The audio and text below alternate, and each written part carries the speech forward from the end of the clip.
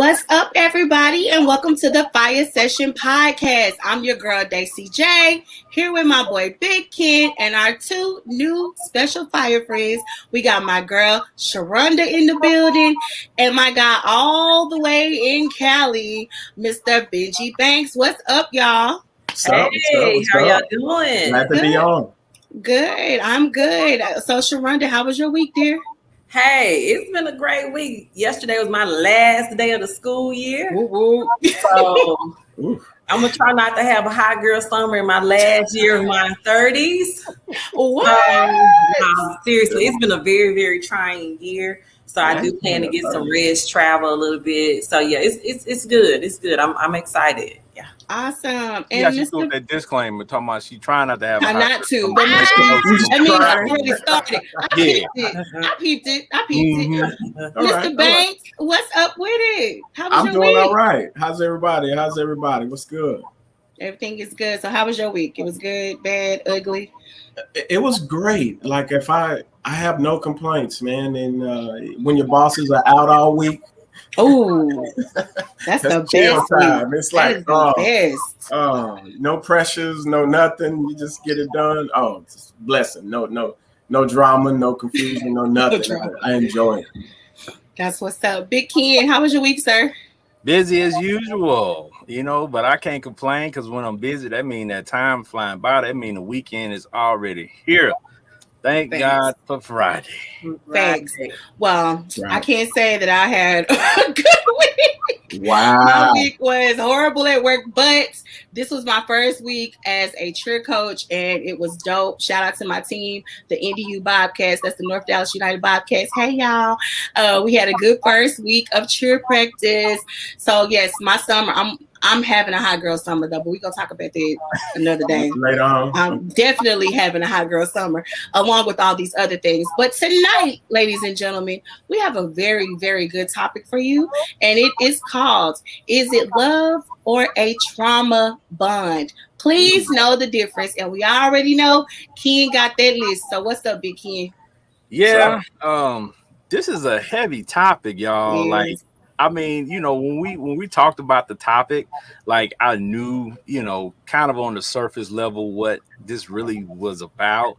But of course, when you do research, you see things, you read things, you find out things. And man, these trauma bonds are real and they are deep. And the reasons for them, oh man, now I can understand why when people get caught up in them, that's why it's hard to get out. So tonight we just want to give you some information, a little bit of knowledge that we have on the subjects, and give y'all some clues and some things to look for to let you know whether you're in a trauma bond, whether you involved in some things that might be trauma bond-ish, so you can get away from it before it gets too deep.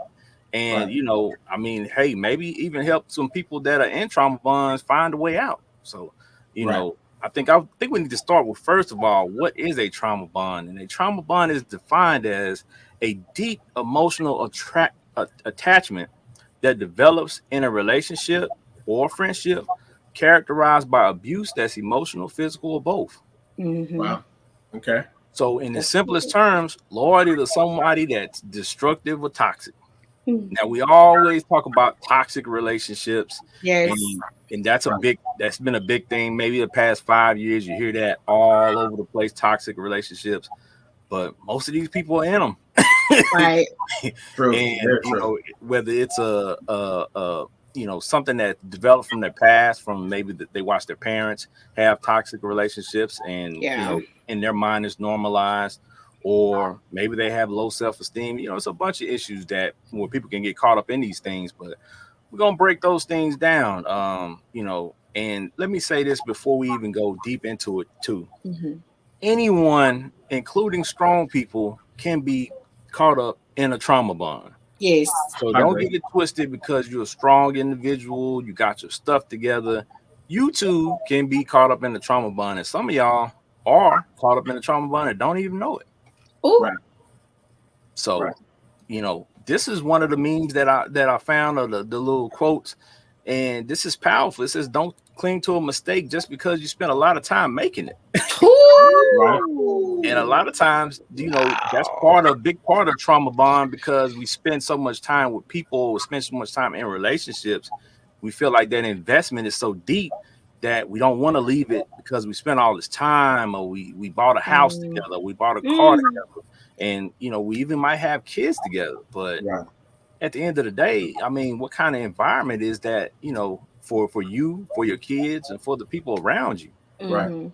So makes a world of difference. Yeah. So I guess we can just start with, if anybody on our panel wants to talk about, an example in their own lives that they had, that they realized through the research of trauma bond. If y'all want to talk about them, that's cool, because I'm definitely going to talk about mine.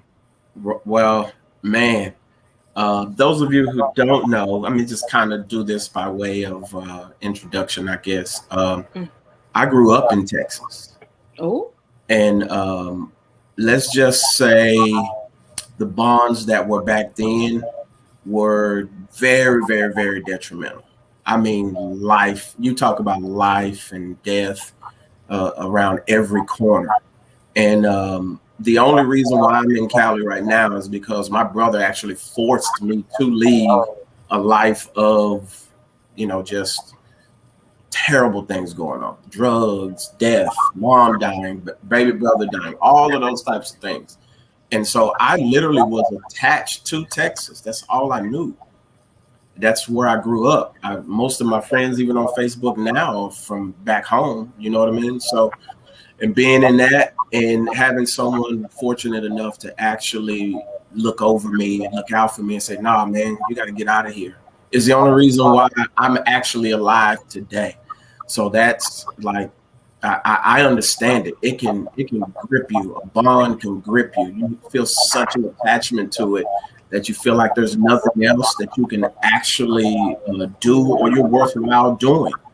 And if you don't break out of that mode, I mean, man, it'll overcome you. And in my case, I mean, I'm on the opposite side of living now, but man, I've seen a lot of partners, man, just killed and gone because they couldn't let it go, couldn't let the lifestyle go. And that to me is probably the saddest part, because everybody isn't given a chance to get out, I don't think. So I'm very fortunate for that. So yeah.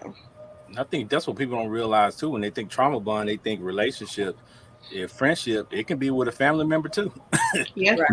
Agree. The whole part, when I was doing my little research, they had even examples of parents that parent and kid that have a trauma bond that that are they're linked because their parent kid relationship, but they experience some trauma together. So that's also something that bonds them, but it changes the dynamics traditionally.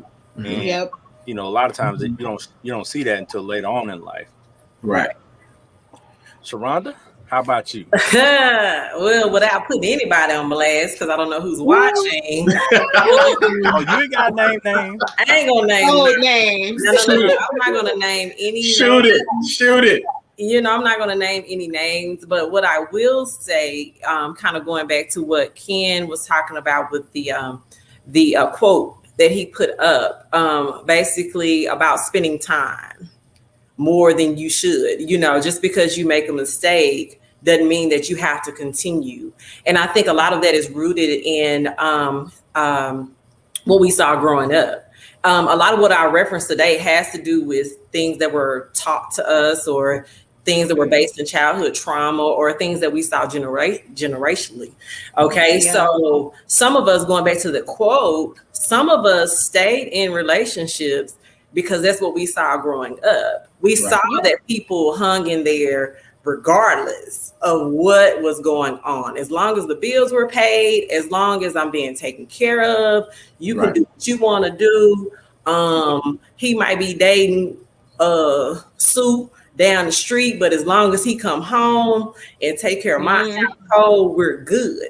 So I think subconsciously we've taken that and we say we got to stick in here because we want to. I was talking to my friend the other day, and we were just talking about how people are looking to be healed, and so from others, and so we stay in these relationships with the intent of that person healing us or making us feel better. And before we know it, we're years in. and we're not even happy. And it's amazing to me, and I'm guilty of that, of staying in relationships with folks I ain't even married with the intent of it getting better.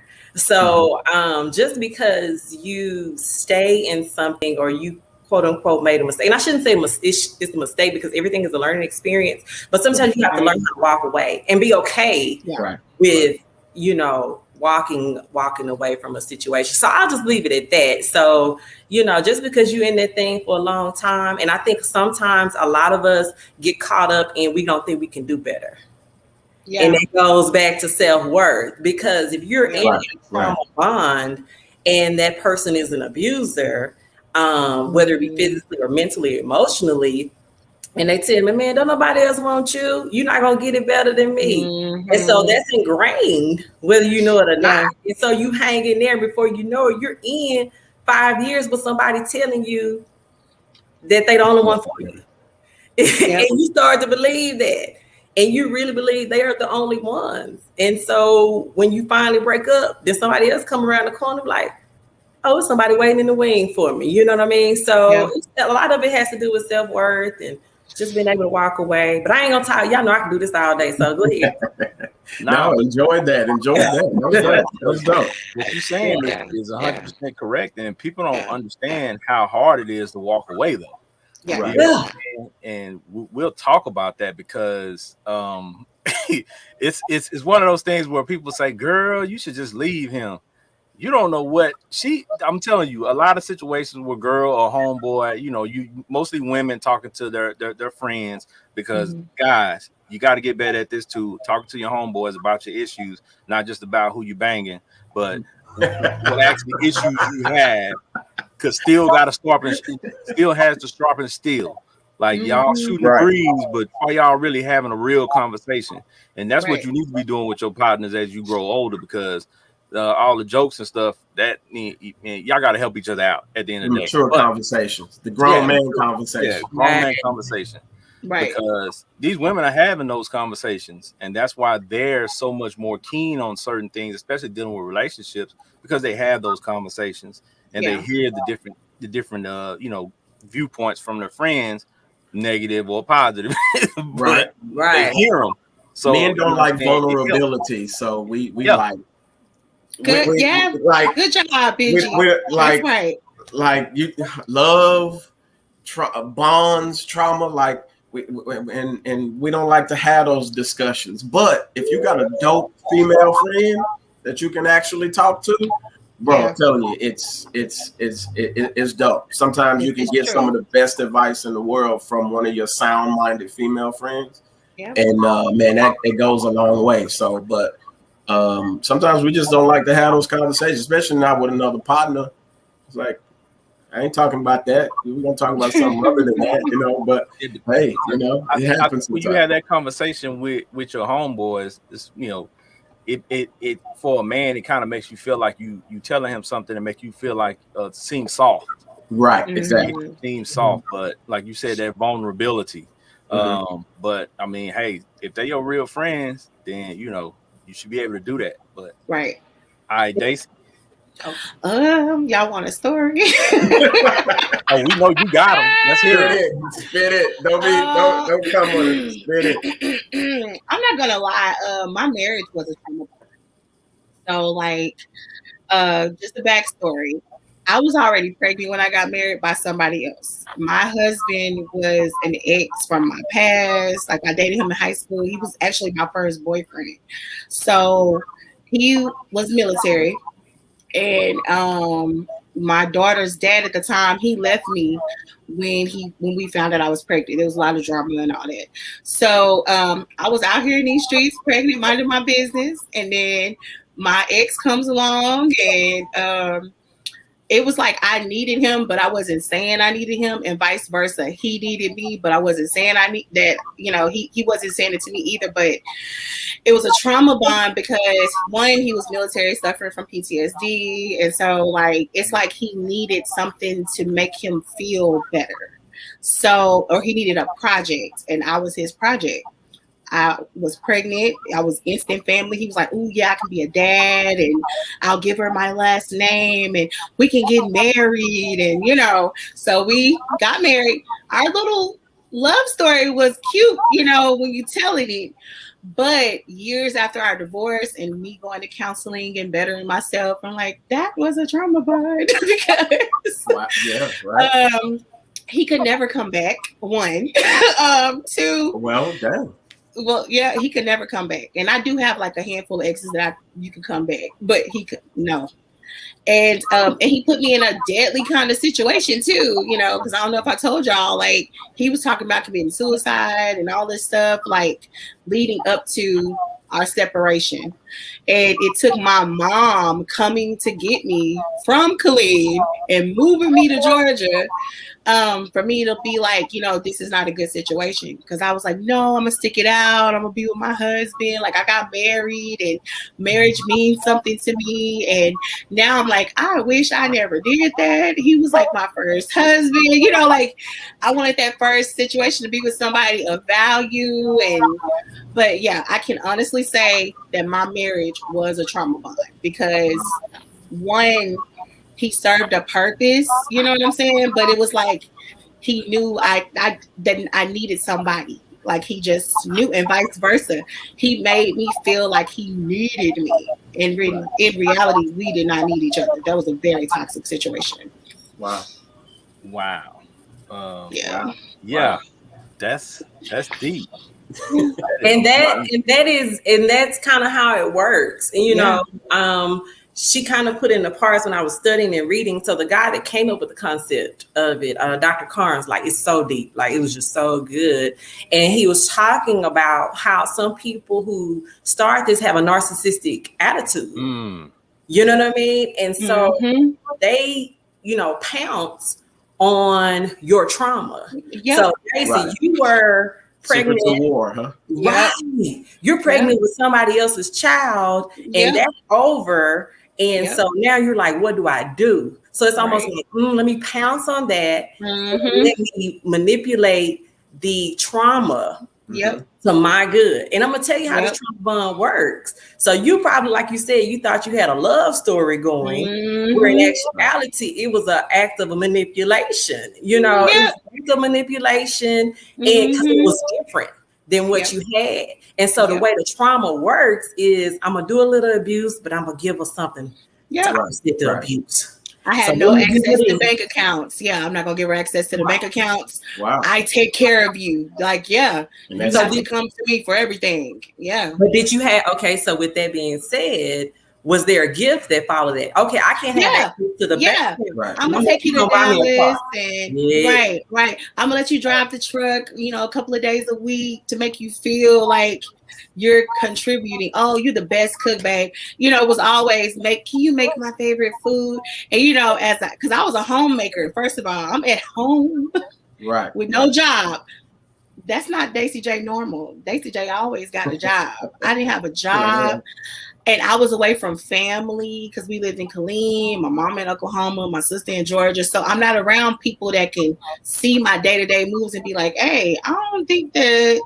And then when my family came around, I was super defensive, like towards them about him because they would say stuff and I'd be like, you don't know what you're talking about. He's a good father and and it's like, this is not normal. So, Me and Ken were kind of talking about this kind of off camera, and we were talking about this, reading a couple of books, Secrets of War and tactics that people can use against you. And people can use your trauma against you. Yeah. Coming from the world I come from, people can actually take your issues, take your pain, make you feel like you're worthless because of it. But then also try to validate themselves in your eyes to make themselves seem bigger than they are. And then that actually works in a lot of cases. And if you aren't privy to the tactic, you'll accept it as the norm. And then this is where you get the victimization and all of those things from, because it's just, I've made you feel like the victim, of course, but I think if you don't recognize it and see it, man, it'll keep you there. It'll hold you there, and you'll feel guilty for leaving. Yep. You know how many days I sat in here in California living nice and thinking back home like, man, like, but my brother, but my cousin, but my this, but my that. And that can grip you and make you feel like you shouldn't even have the opportunity to get out of something. So Right. I'm fortunate. I'm actually glad you got out of that. That sounds. Me too. Didn't even make it to a year. Bye. Wow. Got married in 2012. Got divorced in 2013. That was quick. Yeah. Get out of that. That was quick. As I always say, well, that escalated quickly. Yeah. All right. Well, I think that's a good segue to show my little graphic that I wanted to show. It's just talking about some differences between trauma bond and real love. And we'll talk about that for a minute. Mm-hmm. Because I don't think a lot of people sit back and look at it because it's so similar. So some of the stuff that's that you see on the chart, I'm pretty sure that you got people out there who confuse the two. Yeah. Right. So, in a trauma bond, I need you, I'm addicted to you. When we hear those type of things, we tend to say that's a good thing. If a woman tells you I'm addicted to you, you like, yeah, I've been smashing, like I'm putting it down. She addicted to me, but in line between love and hate. Yeah, the highs and lows, nervous system activation, emotionally phobic, but highly sexual. That's another issue. Because people tend to be in these toxic relationships because they getting great sex. Right. Mm-hmm. So I know everybody quiet on that one, but they don't want to say nothing. No. And let the church say amen. I'm like, whatever. I'll say something about it. And here's the thing. A lot of us, are people in these bonds because of the sex. Because of it was new, it was good, and it was better than the previous person. Mm-hmm. So who said that was the baseline of what was good? You know what I mean? And so you get caught up in the 20, 30, 40 minutes, 50 hour, whatever. You get caught up in well, or maybe then you get caught up in that. And so you get caught up. There are so many hormones that go along with it. You get caught up and you can't make clear decisions. So I understand, why, growing up, why it was so ingrained in us. Like, y'all are not ready for what goes along with sex. Mm-hmm. Right. You're not ready. You're not mentally ready for what goes along with sex. Sex will cloud your judgment quickly. Yeah. Quickly, and so that's how that bond, a part of that trauma bond, he puts it down. But you're being abused mentally and emotionally. Well, something good always pacifies you. Right. Even a gift will pacify you. If I'm constantly gracing you with things that you like, I mean. I'm not going to bring you a stone if you ask for some bread. If I'm bringing you the bread that you need, whatever feels, and that's a tactic of the enemy. He doesn't attack you when you are your strongest. He attacks you when you're weakest moment. So wherever you're weak at, that's where he's going to attack you at. So like that's 101. If you're emotionally tied to women or whatever it is, guess what? You're the guys that's trying to conquer, you're going to come in and do. He's going to try to take over that area and get you in. So I can relate to that for sure. Yeah. I would say that's why I check my feelings at the door. Hey, or don't have them at all. I mean, not everybody can do that. Not everybody, everybody can't do that. It's my superpower. Yeah, definitely. It works sometimes. I can't lie. Now, Daisy, is that a superpower or defense mechanism? It's a superpower because I can say I've been vulnerable with certain people that made me feel good or whatever. But I know for a fact, like now, like, you go to therapy and you get your tools, and I'm still going to be Daisy at the end of the day. But I know that in certain situations, I've been very like, okay, thank you. That was all I needed, to get me through these next month or two or whatever. Right. But no, I've been vulnerable with people and been like, dang, it's good, but he's stupid. Which one? I don't think I want to do this.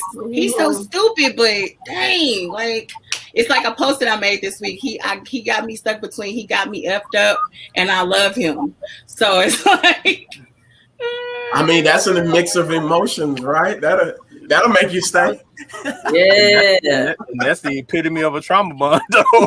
There you go. Right. That's the epitome of a trauma bond. Yep. Yeah. But okay, so next up, I just want to go through. They have 7 stages of a trauma bond, and it's courtesy of mighty.com.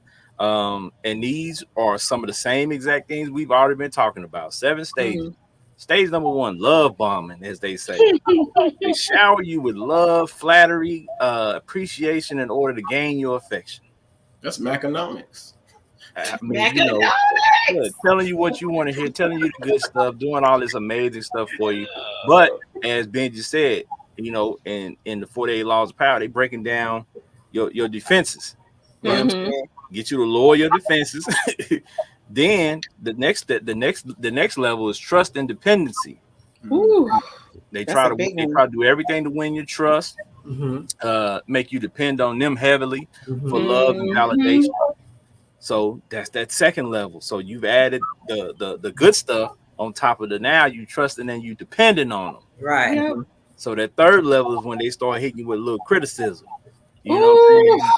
You don't look too good today. I don't like them shoes you got on. I don't like your hair. As soon as you drop this baby, we hitting the gym. Or hitting you with little criticisms, and you like, make you kind of cringe a little bit. But you know what? A lot of times what starts happening with that criticism is you start blaming yourself. Yep. Right. You know what I'm saying? And that's where you get it. So I can get you to blame yourself. Yeah. And even if it's not even true, just because of the way they see it, you start blaming yourself anyway, which creates that problem. Yeah. The beginning of it, right? And it starts to snowball. The next level is called gaslighting. When things go wrong, everything's your fault. They point out everything is your fault. So now it's starting to snowball. Okay. Now, the fifth level is resigning to control. Yep. They ain't giving you no control. They taking control of everything. You don't even know what to believe anymore because everything you believe is what they believe or what they tell you. Right. Yep. My husband said. Yep. So as you can see, this is getting worse. The level 6, stage 6 is loss of self. Yep. Now you are you looking back at everything that's happened. Like, how did I even get here? And who am I? You know what I'm saying? Because you can't even identify yourself because everything that you identify with at this point is that person's idea of who you are. Who you think you are, right? Yeah. So, they've broken you all the way down to now the last final level, the 7th level is addiction. We talked about this a little bit before the show, and I was surprised by this one. The article says you get addicted to the highs and the lows. Your body is a constant cortisol high, which is stress, the cortisol, and craves dopamine. That's the pleasure hormone. Right. And this creates a cycle of dependency that feels a lot like drug addiction, people. Yep. Your relationship is a drug addiction. Crackhead love. Yeah. Wow. Yeah. So it's a trauma bond, but these are the levels, and I know some of you all are listening to this right now, and sadly, you're checking off a list. Yep. Literally, in my head, I was like, "Yep, that happens. That happens. That happens." Flash it back, yep. I remember that. And actually, the addiction becomes your normalcy, right? Yep. Like you feel like the addiction is normal. Like that's right. It's supposed to be like this. Like I'm supposed to be this and this. So. Man, I could go back years and hit those, man. That sounds crazy. I have a journal that I burned not too long ago, that when I was married and all this stuff I was saying to myself, I was like, who is this girl? Like, it was horrible. The advice I was giving myself, telling myself, like trying to convince myself it's going to be okay. And this is what marriage is. And Auntie them went through this. And you know, it's like, no, ma'am. Can't do it. Can't do it. I think what Sharonda said earlier was a really big part of it, because I ain't gonna lie to you. We talk about this all the time when people say, what happened to the marriages and relationships that grandma and papa them used to have? Well, grandma and papa them was lying. Yeah. And it was it was a bunch of jacked up stuff that went on, and granny we didn't know about a bunch of terrible stuff. A whole nother family. Yeah. We weren't allowed to know. We weren't in grown folks' conversations back then. You stay away. And they covered it up really well. You know what I'm saying? Right. You don't really find out any of this stuff generally till you hit the funeral. Papa died, and then you got this other people coming. You like, who them other people on that front row? You don't even know them. Right. Or that's your cousin. Them drunk aunties. That's your brother. Give auntie a little bit too much Stella, she'll tell you everything. Right. And you know, y'all, I will say, and I know this is hopefully still on topic, that's why it's very important as a culture that we learn how to break some of this generational stuff up. Man, some of this stuff has caused issues throughout the years. Some of us dealing with some stuff that we didn't even know about, you know, that we didn't even know occurred. And so I understand why it's done, because first of all, we don't want the perception that the family doesn't have it together. Right. Right. We're not going to expose the abusive or the molesting family. We don't want people in our business. And I'm not saying you have to tell the world your story, but we have to be transparent with our people. We have to be transparent. We have to have uncomfortable conversations, because we're going to continue to birth and continue to have generations of children that they're functioning in a certain way. They don't even know why they're functioning. And that's because something that was rooted throughout the generations, 2-3 generations before. I'm a strong, firm believer in generational cycles. And if you don't get to the point of somebody has to step up, somebody has to intercede, somebody has to break that thing down, then we're going to have a continuation. Learned behavior. You know what? Some of us just learned how to be this or that, whatever it may be. You know what our culture is filled with? It's filled with promoting drama and promoting crazy and promoting all of that. Some of it is just learned behavior that we actually, because of who we are, we made it kind of cool. Yeah. We made like pimping and various things. We made it cool in our society, like in our culture. And it's just what we passed down from year after year, from century to century. And if we don't break that learned behavior, man, it'll continue to roll, and we'll continue to see the same issues. But I think nowadays, a lot of us who come up in the late 70s, the 80s, that era, like we're recognizing some of this stuff. And man, we don't want our kids on that track. Like we want our kids to be different. You get what I'm saying? Like we want them to display different. And I think that's the dope part. So shout out to everybody out there, man, that's actually breaking those curses, man, and doing the hard work, getting your hands dirty and checking your own self sometimes, because sometimes we're our own enemies sometimes. You know what I'm saying? Like we hold on to stuff, we hold on to ideas, and when something new comes in, we instantly call it whack. You know what I'm saying? Like, who is that? You can't do that. But I mean, shoot, man, being healed looks way better. You hear different. You feel different, you love different, you treat different, you move different, you walk with a different confidence when you're in that space. And I think we have to make that very, very, very attractive in order for it to change. If we don't, what looks attractive is still going to get the press. Yep.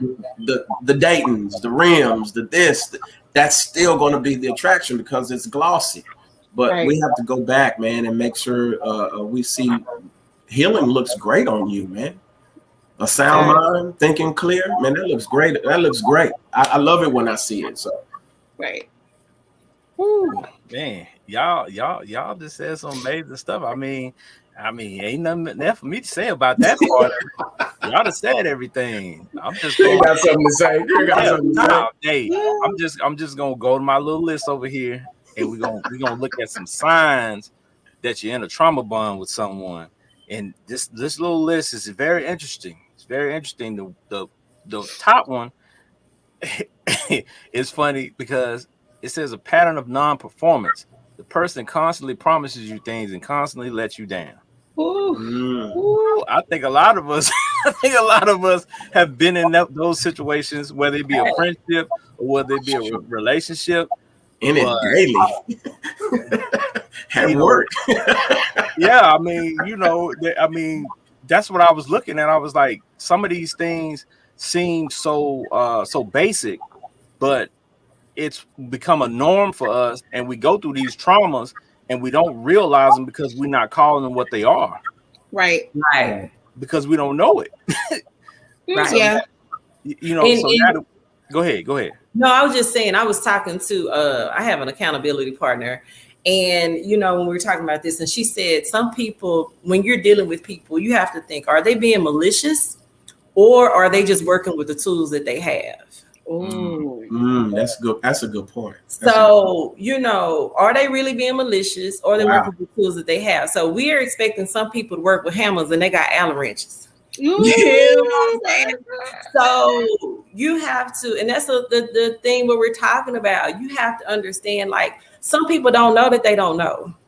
Yeah. And that's why I think we have to have these type of conversations early. I'm talking about with teenagers and middle school people, because what's going to happen, they're going to get our age and they just not figuring out. We just not right. That's the sad part. You don't miss 30 years of your life and you're just now figuring it out. It's like, man, sad case.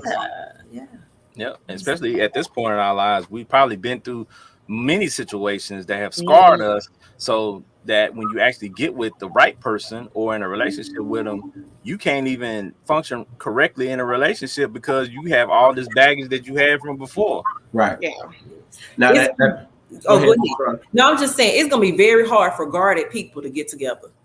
You have so many people who are guarded, and I'm gonna say, got a little bit myself. I'm not gonna sit here and act like I'm not to a certain extent, but it's some good people who are guarded. But guess what? The guarded people will never get together because they won't even allow their walls to be broken down. They don't allow those boundaries to be, because it's amazing to me how we say what we want, but we talk ourselves out of not getting that because we don't think we'll receive it. Right. Don't feel worthy of it, right? You don't think you're worthy of it. I was just talking, shout out to my line sister Pearl, Pinnacle of Purpose, therapy. And we were just talking about this the other day, just how that, some people will talk ourselves out of something. Yeah. Because we don't think we'll get it. Getting darn well you want a husband.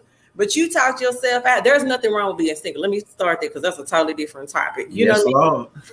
But if your desire is to be married, right. Yes, Lord, on the single. Hey, can you give me pound on that? Just bam, there you go. Ain't nothing wrong with being single. But if your desire is to get married, don't talk yourself out of a husband just because you don't think you'll get one. Right. And I'm big on what I want wants me. I speak that into my life every single day.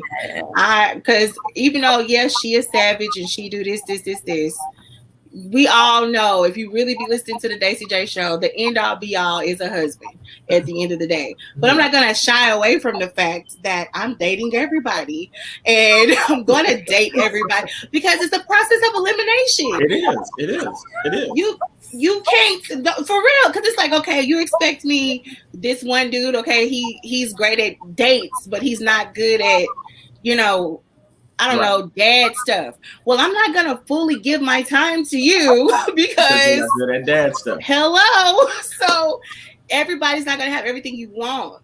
but I would never talk myself out of the greatness of somebody or being with somebody dope because I'm having issues with self. Nope. Everything I write down in my manifestation book, if I see it, okay, this is what I want. Okay, this is what I need. But I constantly tell myself everything that I want wants me so that I can attract this good energy. I ain't talking Daisy J out of nothing. Come on. Right. Come on, millionaire. Sometimes you get with people, man, and it's a lot of work breaking down all of their, because they're not working on themselves. Yep. Like, and it's a lot of work. Now, if you one of them people who done been through 5, 10, 12, 13 relationships and they all was bad, I mean, you ain't got no energy for the next person. You know what I'm It's saying? you. So it's like you smile wrong, and it's like I'll let you play them. You're the problem. Right. No. Like you're the problem. But in a lot of cases, man, yeah, you just get burned out on seeing people not work on themselves. And so that's why I say, man, like we have to make healing attractive again. Yeah. Not just saying it, but actually living it. I speak healed, I talk healed, I walk healed. And you can tell it's just a fruit that comes off the tree. I know the difference between a peach and an apple. You know what I mean? And that would save us a lot of time in our dating lives, man. Because man, sometimes you run into people, somebody, man. I don't want to say with yourself though. Like if you ain't gonna put up with you, then why you expect somebody else to? Exactly. And then when you approach them in a weird, and when you approach them if you used to being talked to like a champ, yep, or as we got it into a king, when somebody comes along and talks to you any kind of other way, you ain't feeling that. It's like, yo, like, yeah, you off, and you can know it from the conversation off top. Mm-hmm. And that's why I say, if you know what you're accustomed to know yourself is very, very, very genuine. C.S. Lewis, if you guys, one of his greatest quotes is God's greatest thing to us is actually giving us the ability to be ourselves. Mm-hmm. If you can't be yourself and operate how God designed you to operate, you're always gonna have issues. And I think you got to know yourself. It'll save you a ton of time. It'll tell you off the top, I ain't accepting that. Right. Either you coming up, or we look. I like you. I mean, we got pretty teeth and all, but look here, girl. we ain't trying to form no bonds and create no crazy babies. We ain't trying to do that no more. No banana cream pie. No. What did you say? Banana cream pie? Yeah, it's a joke by Cat Williams. He said, you up for messing with. You getting it in, and she said banana cream pie, but it was so good you weren't paying attention. Then you got her pregnant. Now your baby walking around, saying banana cream pie. And you like, dang, if I would have paid attention in that moment, we wouldn't have banana cream pie. Right. Shout out to Cat Williams. Yeah. That's my boy too. I gotta go find that. And the next sign on the list is you feel that you don't even like them or trust the person anymore, but you can't leave. Wow. Yeah, that's still self-worth. Yeah. I mean, I'm just looking confused, but I'm telling you, I know some people now that fall in that category. Did you say you can't trust the person? Yeah, you feel like you don't even like them. You can't trust them, but you don't want to leave. I know somebody in a relationship like that. That's codependency, right? Right. That's codependency. Mm-hmm. She's so smart, so pretty. Like dudes try to talk to her all the time, but she's stuck on her baby daddy. Hey, girl, and he does the most. He does the most, and the stuff that he does, it's like, girl. I mean, he done had like 3-4 kids on her. Can I be honest with this though? Like, and I hope I don't get a ton. A lot of pretty girls have bad self-esteem. Oh yeah, yeah. I know a bunch. I don't know how many people gonna hate me for that comment, but no, that's real. That's a fact. I know girls who aren't as attractive facially have way more confidence and way more gumption about themselves than a lot of pretty females. So I'll tell you, a lot of chicks that get like their bodies done and stuff, and then they keep going and do it, and they keep going and do it. They're not satisfied with themselves. Oh yeah, mentally. Sure. You know, keep doing it. And then it's like, girl, you look good, but it's not enough. You gotta go back and get something else done. Right. Definitely. Confidence is a great thing, man. Hello, I love mine. Mine, that's why some of them ugly chicks, the ugly oh chicks yeah, talking about that have confidence, they ain't got nothing to lose. Right. Really, they shot, they ain't got nothing to lose. They don't feel like, you know what I'm saying? Like pretty girls have a standard and they don't want to get told no. I'm serious. Like they don't want to get told no, and they might not hear no a lot. So when they get told no, it does something to them. If you got an ugly chick or ugly dude or somebody who's not as, you know, saying attractive, like they don't have those qualms because they know if they get told no, they've been told no before. So you know, that's not true. Shut up. I'll say this. When you got confidence, you can make the person with you look good. Woo. It just that is. I mean, Colin. That's why he keeps listen. That I think that's why you see a lot of ugly dudes with pretty girls. A lot of handsome dudes with so-called, because you already know you got swagger, you good, and anything next to you, if you taking care of it, gonna look good. And that can be a slippery slope too. But overall, man, like, yeah, beauty's in the eye of the beholder. You can tell y'all family. Next. Right. Next. Okay. As I said, okay. But you know, one thing that Sharonda pointed out, I think it's been pointed out a couple of times, and I think Daisy said it too, is your friends and family have advised you against the relationship, but you stay. Because they see the madness, they see the foolery right in front of them, usually at family functions and stuff. They see how this person gets down, they see how this person talks to you, how they treat you, and you don't even see it. So when they approach you with it, you get mad and upset with them because they told you about it. But no, he do you, baby. But you know what, Kim, you do see it. You just don't want nobody else to tell you. Yeah. So and you don't want to leave it neither. And you don't want to leave it. So if y'all, and this is why, you know, I'm learning this in my age. Sometimes you just gotta leave stuff alone. And let folks figure stuff out for themselves. People know when they ain't treated right. People know when they're not being handled correctly. And so some people will stay in a relationship just because my auntie said I don't need to be there because I don't want my auntie to be right. We know she's right, but we don't want her to know that she's right. That is very I'm gonna stay and be miserable because I don't want her to be proven wrong. I mean, proven correct. You know what I'm saying? Or you break up with the good dude because everybody like him. Oh, y'all like him? I'm breaking up with him. I've never heard of that one. I'm breaking up. I'm so guilty of that, man. Let my mama like a dude. Come on, talk. I need to hear that one. Come on now. College. That's a trouble bond with family, right? Yeah, it is. This is why I hate meeting girls' families. That's off the top. I'm gonna tell you. That's why I don't. This is why I don't. I'm not meeting your family unless me and you are very solid, you know, in what we got going on. Anyways, I learned my lesson a long time ago. I dated a dude, met his whole family. Whole time they knew he was married. I was at the family reunion, all that stuff, and so I don't even do your family. I don't trust your family. Period. Now, Daisy. Ma'am, the counselor part of me. Are you taking that old baggage into a new relationship? No. Oh. Have you healed from that? Hold on. I healed from it. I'm just saying I can admit that this situation happened to me. But have we actually healed? I'm gonna tell you what. Yeah. You are against. Well, they say if you talk about it, you're not healed completely from it yet. Well, I'm confronting it like, hey, this happened to me.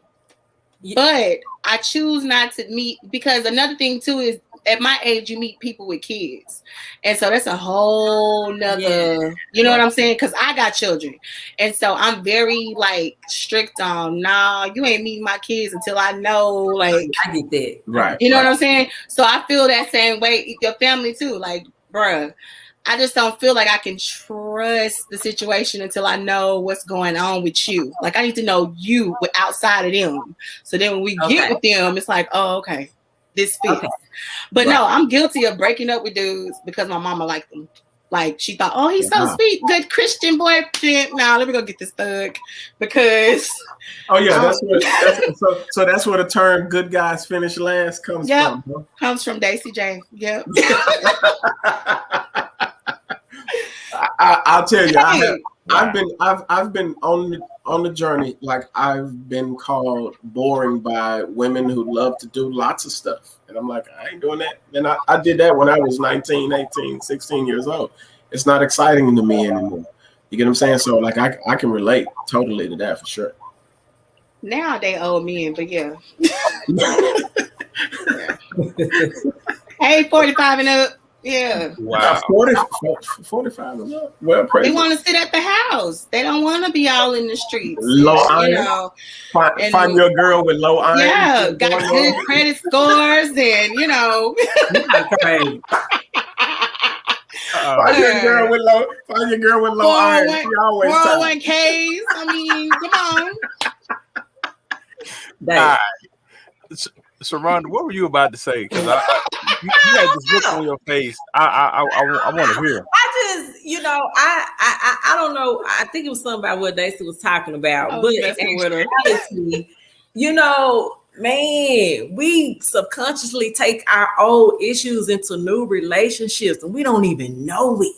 Yeah, we're not even open to love because we are so guarded against what could happen. Yep. Against the possibilities of what could happen. And so I really believe, and somebody might shoot me based on this, man, if you're not emotionally stable, if you're not mentally ready, you don't need to be in nobody's relationship. No. You got to sit down and you got to take time with yourself, and you have to be comfortable with being single. Now, I'm single, I like look, companionship. Yeah. Whatever. But if you're not in a state to really, really know yourself, know your self-worth, know what you will and will not put up with, you really need to kind of be single. And that's the problem. People making emotional decisions when that emotional health ain't right. So I'm going to bring all my stuff into you and expect you to heal me and expect you to deal with me. I'm not saying you have to be perfect, but I think what has happened, some of us have been so accustomed in being in relationships that we feel less than if we're not in a relationship. A lot of people are like that. You waiting on somebody to validate you. You're waiting on somebody to upgrade you, to make you better. You will be a better person if you just take the time, heal, be vulnerable, and realize that everybody got stuff. Everybody got it. So that's what I was saying, and like I said, I will not sit here and act like I am the guru of love, the guru of mental health.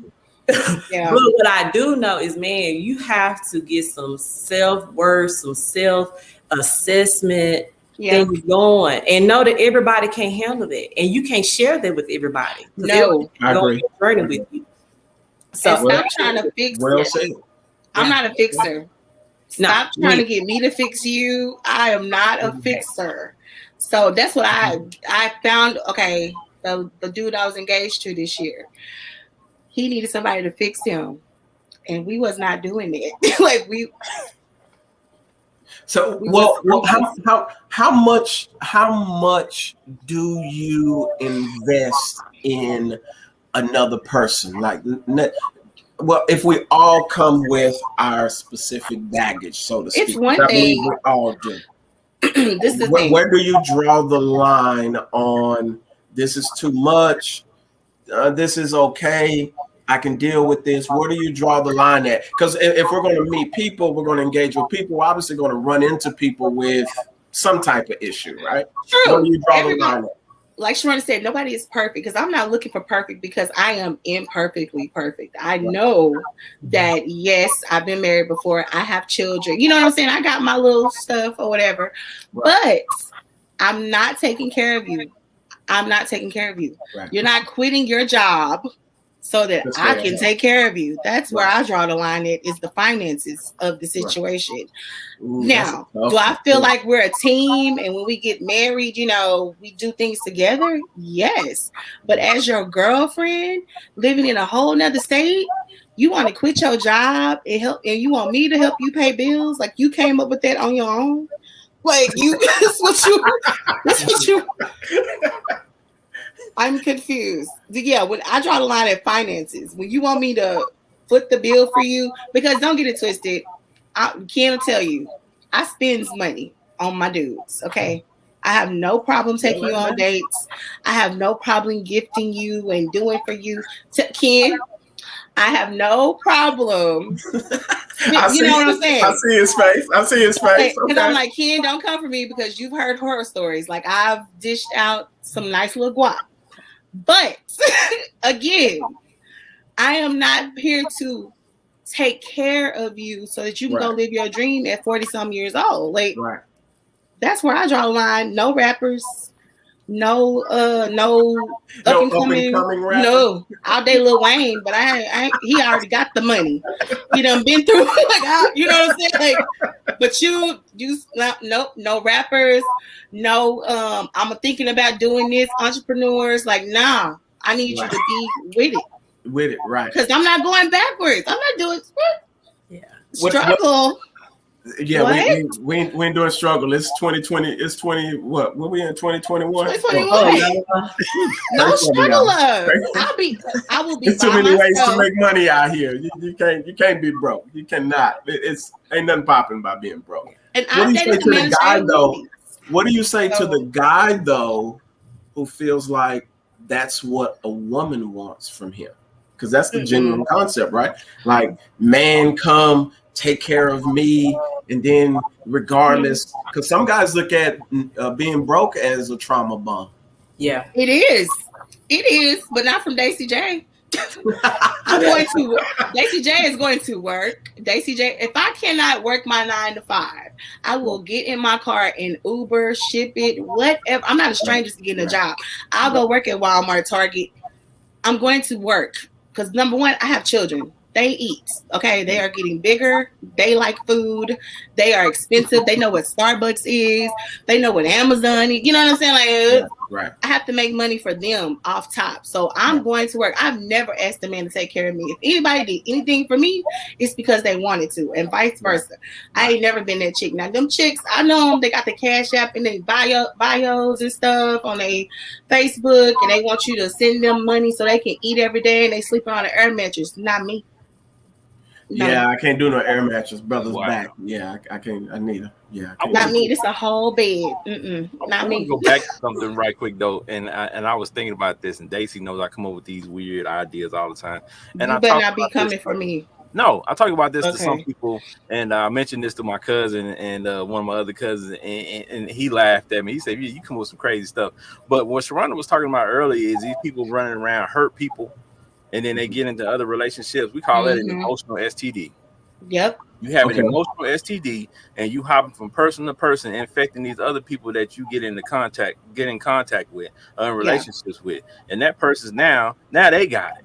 So now they go into another relationship with that hurt that you passed on to them, and now you just got this whole swarm of people that's hurt. You know what I'm saying? And like they say, hurt people hurt people.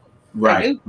So you have this whole circle of that. So when you meet somebody, yes, they're gonna have some type of hurt, some type of baggage. That's the dudes I'm running into. The ones that the girls done use them for their money, and they don't have to take care of this chick. So then they get with me, and it's scary because like, what? You got your own money? What? You want to do something for me?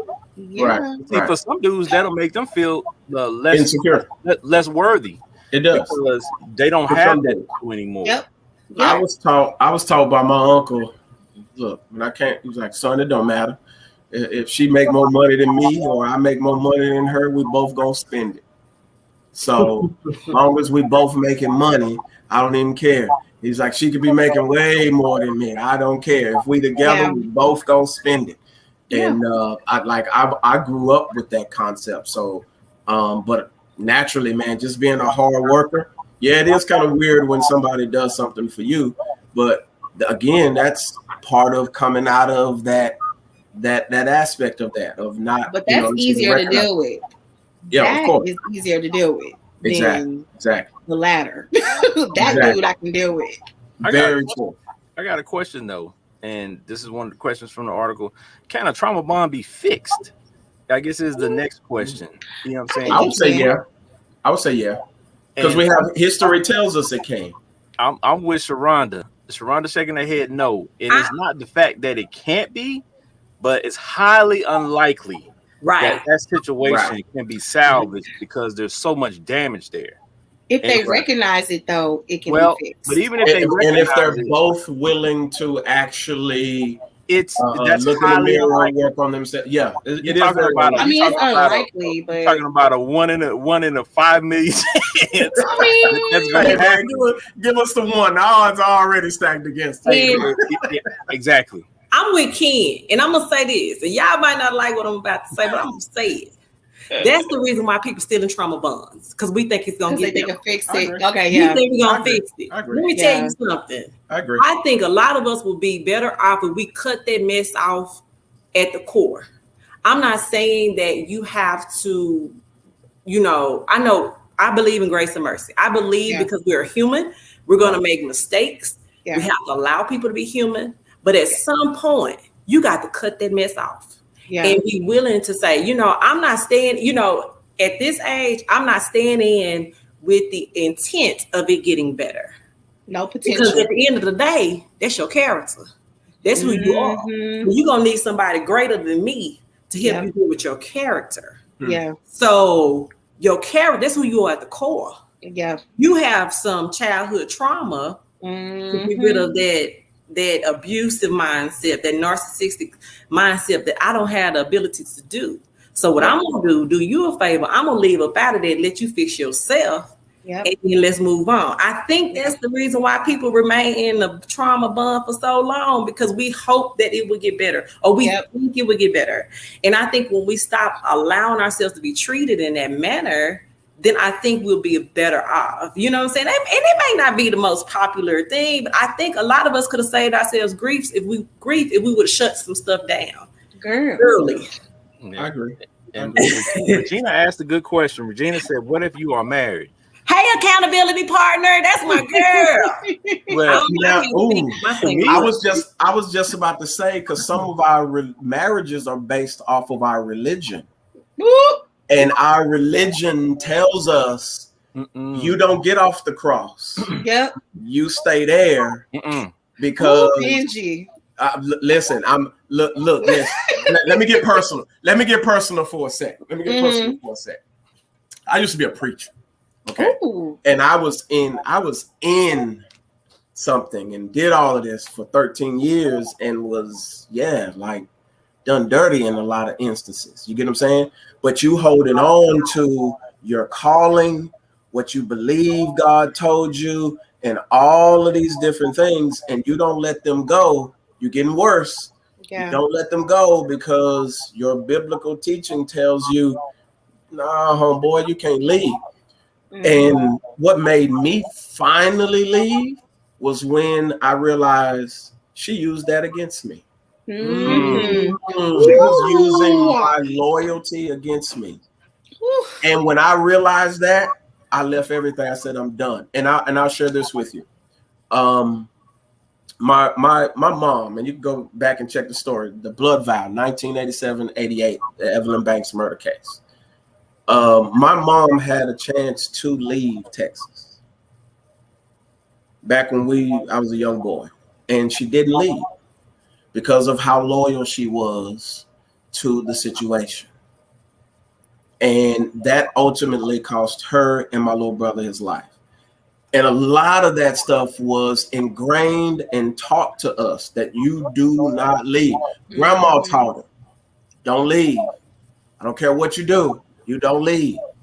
I don't care what's going on. You don't leave. Cry over it. Like do the most over it, but you can't leave. And yeah, it can be catastrophic if you don't really get a hold to it. But a lot of that is taught. And so when she says, what about if you're married? My first idea, my first thought that came to my mind when Sharonda was talking is, I know a lot of people who are getting treated bad, but they ain't leaving because they were taught biblically, no, we don't let this go. So we're going to walk this out. We're going to stick it out. So there's a fine line in between that, because you're also dealing with people from a religious aspect. You're dealing with people from the streets. And if you know any of us, Black folk, we went to church. We've heard this. We know about this. We've been taught this. And it's a fine line to walk on that line and say, I'm just going to leave, especially when you've invested 15, 20, 25 years. You've been with Big Mama, kids, all this stuff. Yeah, man. Like, yeah. And you get linked into that and meshed up in that. And it's like, I ain't letting that go. And then you believe God ain't telling you to let it go. Woo, that's the worst one. Yeah, I think, certain things that's not negotiable in my book. You know what I'm saying? Right. Like when you put your hands on people, there's no negotiating that. Now I'll tell you this: a lot of people will say that the mental abuse is worse than the physical abuse. It is. Right. I don't. Like I said, I'm not gonna say one is more than the other because I ain't had either. So I don't have a dog in the fight. But what I will say is I know physical, it is non-negotiable. Now the mental piece of it is difficult for some people because they can't recognize it. Right. If somebody punches you in your face, that's right there. Right. Like that's right in front of you. Ain't no denying that. A black eye, you can't deny that. Right. So I think the difficult part is, what I'm saying, not just the physical, but that mental abuse, which, most people say is worse, but it's hard to recognize it because it's covered up in all this trauma bond stuff that, what I'm saying, deceived you into thinking that this person really loves you and you really need this person when you're in a terrible situation and you need to get out. Right. That's why the mental is hard, because little things can trigger you, you know what I mean, about the person. And like we said earlier, you carry that into other relationships because they might say something the same way that person said it and not even mean it like they did. But because you've been in this mentally abusive relationship, it makes you get guarded and you like, I don't want to be with you or around you or whatever. Yeah, that's a trigger. Yeah, but I'm gonna say though, Benji, my grandma raised me to leave. My mama left, my granny left. We walk around these parts. We're not staying in nothing that's going to hurt us, harm us. Now we got plans. We're not just bouncing. Cause I done left the whole house of furniture, fully furnished house, clothes. I left the whole grabbed what I could. You know what I'm saying? I left the to whole start over new. That's why I was like, that girl. I don't recognize that girl. Right. I don't recognize who she was when I was reading. That's why I burnt the book. I don't know who that girl is. I don't see her. I don't know her. Regina, it makes sense. Regina asked another good question too. She said, "Do you see the signs before marriage? Push through because you have to have that person." I think back in the day, yeah. No, I really think when people are dating people, they see certain things, but they just choose to overlook them because they are so attracted to that person. No, thank you. Or they just want that person so badly that they're willing to overlook those things that are small at the beginning, but those small things become big things over that time, over the time that they're with each other. But again, you go back to what we talked about earlier is at that point, you've been together 5-10 years. Now you feel like you can't leave because of all this time you invested. Right. That's why marriage counseling, pre-marriage counseling is important because they gonna bring out the stuff that you're not trying to hear or you don't want to know about him, because like Sharonda said, he got that good, so you want to stick with him because I don't know nobody else that can give me that good. And it's like, girl, if you only, another thing too I'm gonna say too that goes back to what Sharonda said, because I can relate to this. Okay. I'm getting out there. Hold on. Because when I was in my early 20s, I didn't know myself sexually. So anything I did was for my partner. So that played a part in me being with certain people for a long time because I didn't know me. Now here it is, I've been through life a little bit, divorced, 2 kids, all that. I know exactly what I want. That's why it's harder for you to get to me in that way, because I know what I want and I know what I need. And certain people, it's like the things they say, they talk their way out of it. Right. So I told, like what she was saying, I was like, I get it. I totally get it. Right. Because Daisy J knows what she wants now. I know what Right. I need. I know what's going to make me better. I know what's not going to. You can't use me in that way. That's one thing you can't use him. Oh, he got that good girl. You know how many other ones got that too? Like, anyway. That like, gratification. That's not, huh? Yeah, like that's not. We're in the era of instant gratification. So microwave relationships, man. If it's instant and can get it, trust me. And it's better than the next. Oh yeah. And I get told this by my little friend I'm dating all the time. He's like, "You just different. You different." And I just laugh because it's like, if you only knew, the stuff Go that back a couple years, man. But I get it. Yeah. Well, getting out of a trauma bond is one of those things that followed up next. We say can it be fixed? Which you're saying maybe not, but in my estimation, I'm leaning toward probably not. You know what I'm saying? Because it's so much damage, and the article says it may be difficult, maybe even impossible. But the next follow-up question is, how do you get out of a trauma bond? So that is there was a simple answer to this. Now we can talk about it. There's a simple answer to this. You're gonna have to see a licensed therapist, somebody that's gonna have to help you unpack that baggage to get out of that trauma bond, because you can't do it on your own. It was my brother for me. I didn't want to leave Texas. And my brother said, "Nah, you leave. Get out of here." And it was actually bad for him. When we talk about this, it was actually bad for him because not only was I leaving, he lost my mom, he lost my brother. He felt like he lost a lot. Yeah. But that sacrifice of him just, like, nah, you're not staying here, man. And I want to stay. I I ain't going. I want to stay here, man, And he forced me. So I think ultimately, to get out of one, you have to have somebody around you, from my experience, that ain't gonna fluff with you. That ain't gonna be that you respect, though. Yeah. Right. Yeah. That you respect, that has your back. That is like, bro. And I don't care who it is. It could be a mentor, it could be your grandmama, whoever it is, whatever it is.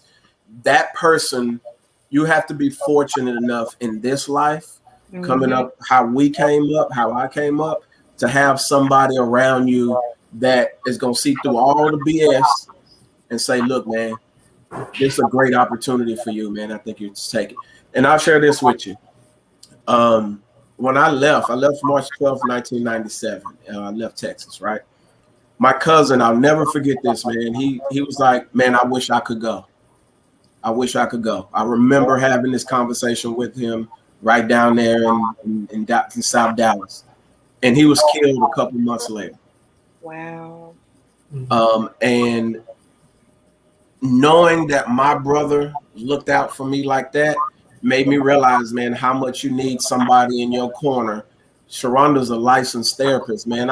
I would love to hear the stories of the kids that she counsels, and they go on to be successful and come back and thank Miss Sharonda for believing in them, having faith in them, and stuff like that. That goes a long way, man. And I tell you that I can be honest today. I wouldn't be here today if my brother didn't say get on it, because I would have stayed. I know I would have stayed. I know I would. Wow. Yeah, you're gonna have to write that book, bro. You're gonna have to write that book. Yeah, because even if it's not a direct story, you can write something similar. You know what I'm saying? Preacher stuff took me. I was like, preacher. Okay. Yeah, he's got an interesting story. I've been fighting that for a long time, man. When he started talking and he was like, I was like, okay, yeah, he's a preacher. I can't hide it. No matter how much I want to try it, I can't hide it. I'm like, forget it, man. Just be yourself. Right. Exactly. So, Sharonda, what do you have to say about this? And how do you suggest somebody get out of a trauma bond? Man, you have to be comfortable with walking away, and you have to not feel as if you did anything wrong.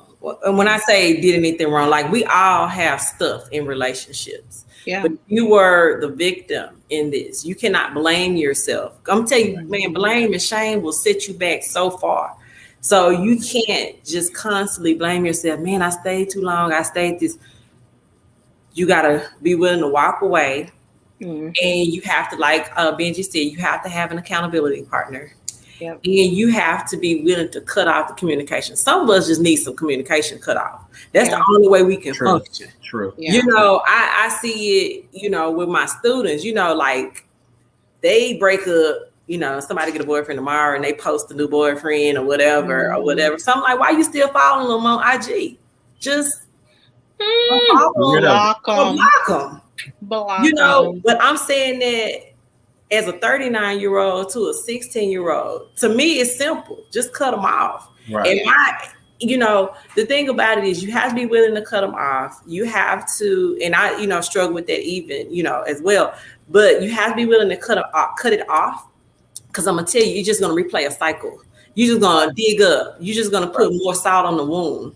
Yeah. So at what point do you heal? Some people are not strong enough, you know, just to walk away. You know what I mean? Some people are not strong enough. Sometimes you have to have somebody to help you through that process to walk away. And so that's what I'm saying. Some of us have to cut folk off in order to grow. Right. It's just like I deal with flowers. I'm about to deal with some flowers. As soon as we get off this call, I got to go through it and I got to prune all of the bad stuff to make sure the good stuff continues to grow. So you got to be willing to be pruned. You have to be willing to be cut. You have to be willing to be chopped down in order to grow. You know, sometimes what Fantasia say, you got to be willing to lose to win. Yep. And that's my thing. So yeah, that's just my thought. That'll preach. Yes, it will. Yes, it will. Yeah. Hey, but you know, like Sharonda said, you know, I say all the time, sometimes you just got to be willing to put people out on the side of the road on your life's journey. They just need to get out. They can't go no further. And you know what, Ken? It's okay because everybody that's an assignment for us, we wasn't meant to be with them no ways. Some people just came in, did what they needed to do. They filled the void. We got in with them emotionally. 5 years later, we dealing with an assignment. Yeah. Right. That we shouldn't even been tied with in the first place. They just came in to show us how to be a better person, how to communicate. We fell in love with them because they brought us something new. Right. We're supposed to follow in love with our assignment. New is always intriguing. Yeah, it's new, especially if you coming out of mess. So anything new, right. You blind. So Captain Saban came in, and Captain Saban was saving everybody. That took us back to the E40 days. Captain Saban came in. That boy got superpowers. Yeah, he been saving you, Daisy, everybody on this call. He been saving. Yep. All right, y'all. I ain't did nothing. Well, I think we've done a great job of giving people some information and some advice on how they can kind of deal with stuff. So before we close out, you know, when we close out, we give everybody an opportunity to let you know how to find them on social media, to have a closing word. So we're going to do that at this time. Sharonda, talk to the people before you get up out of here and let them know where to find you. Let them know what you're doing, what kind of businesses you got. All right. To find me, I'm going to say this last piece on the trauma. Then I'm going to go. Man, we have to deal with our childhood trauma. That's the reason why a lot of us are the way we are, because we are not dealing with our childhood trauma. And it's okay to be vulnerable. It's okay to say my family is kind of messed up. It's okay to say that, but let's not compare dysfunction with our personality. Let's not put the two together. I am the way I am. This is just the way I am. Now, does it make it right? You know what I mean? So that's just my little piece. Some of us just have to deal with some childhood trauma, and that's the reason why we function the way we're functioning, because we haven't dealt with that. So that's my end as it relates to mental health. But you can follow me. I just got a regular IG, Shara Will, and Sharonda Williams on Facebook. I also have a floral business. Follow me, BUSYBRE Florals on IG. So, you know, I love the kids, but I love the flowers as well. So that's me. That's what I do. I was gonna ask that. Brother Yeah, Yeah, that's yeah, a dope concept though. You growing both. You know what I'm saying? Yep. growing Growing growth. the kids and the Yeah, flowers. Okay, yeah. okay. Mhm. All right, Flower. Go on, Flower. Go on, Flower. All right, talk to us, Benji. What's going on, man? Well, first off, appreciate you, man. Appreciate you guys for having me on and being able to get on and dialogue with y'all. You can find me, of course, under my name, Benji Banks on Facebook. You can find my business page on IG, BRB4701. And what you'll see a lot of my wine on there. You can also find my wine in each of my links on my Facebook, also on my IG. Man, I'm kind of in everything, man. I do meal prep for people out here. I do brunches out here, man. Sell wine. Work for a top mortgage company in Tell, Cali. All of that, man. I'm just. tell the people where out here is. I mean, okay. Well, I'm out. Currently, I'm out in the Inland Empire, which is pretty vast. So it's about an hour, 15 minutes from actually LA, about 45 minutes to an hour from San Diego. So not too far, man. Kim was actually just out here not too long ago kicking it with your boy.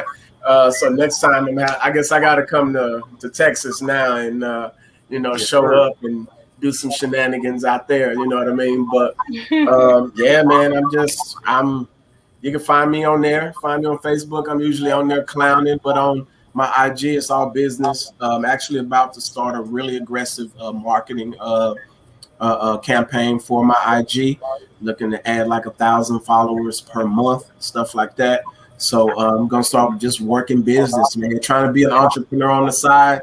Working for a huge company is great, man. But man, the liberation of actually having your own stuff on the side is actually pretty dope, man. So I'm leaning towards that direction. But yeah, Sharonda, I'm gonna have to buy some flowers or something from you, girl. You know that always work. That always work with wine. And I have a great selection out in my store. I hope you guys will go check it out.